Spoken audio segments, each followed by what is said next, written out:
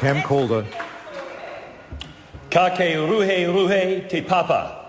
He pea wai, ka huke te whenua, ke hopo, ka taki kao. The land heaves, a desperate call is heard. The land thrusts, a cry of sorrow resounds across the Canterbury Plains. Mr. Speaker, it was exquisitely painful to be there, Mr. Speaker. Last Friday, I attended the National Christchurch Memorial Service at Hagley Park. Those words by Charisma Rangipunga were written at the front of the memorial program.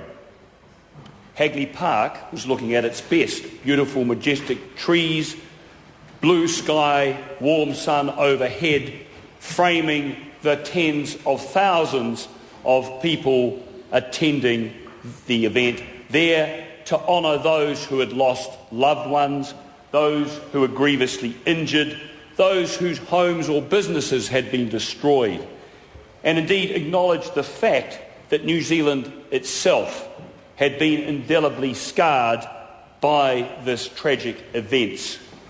It was exquisitely painful to be there. The universal sense of loss was palpable. All present, whether prince, policeman, prime minister, fireman, victim support worker, urban search and rescue team, diplomat, Christchurch resident, or one of the many who came from outside Christchurch or indeed beyond our shores, were united in their grief. As Prince William so eloquently quoted his grandmother, grief is the price we pay for love. As it progressed, the ceremony reflected the enormous amount of shared resolve, courage and hope among those present. And indeed, itself was uplifting when one realised the enormity of that emotion.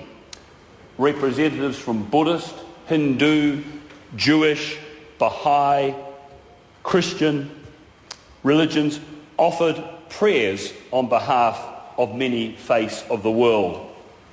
Hayley Restenra looked angelic and gave a haunting and ethereally beautiful rendition of Amazing Grace. I wager there was not one dry eye in the tens of thousands of those present. Dave Dobbin, in his normal inimitable style, sang the anthemic Loyal, the message clear.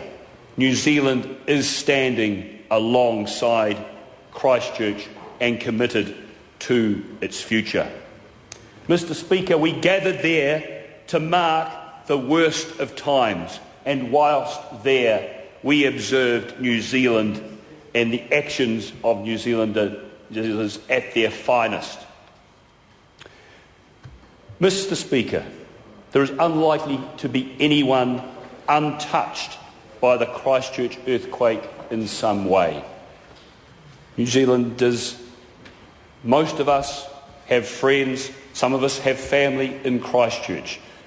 Fortunately, most of us have not lost loved ones, but many know people who have had their homes destroyed or lost property. I personally found out only 2 days ago that a colleague I had worked with in the Auckland Hospital Service, when a house surgeon, had just opened a practice in the Christchurch TV building, and he was lost in this tragedy. Mr. Speaker, at this stage, as many speakers at the memorial service did acknowledge, I wish to acknowledge the tragedy in Japan. An earthquake of 9 on the Richter scale, almost 1,000 times more fierce than that, which did such devastation to Christchurch. The subsequent tsunami, the radiation from damaged nuclear reactors complicating the rescue efforts. I salute the stoicism and courage of the Japanese and acknowledge their grief and loss. Hipkins.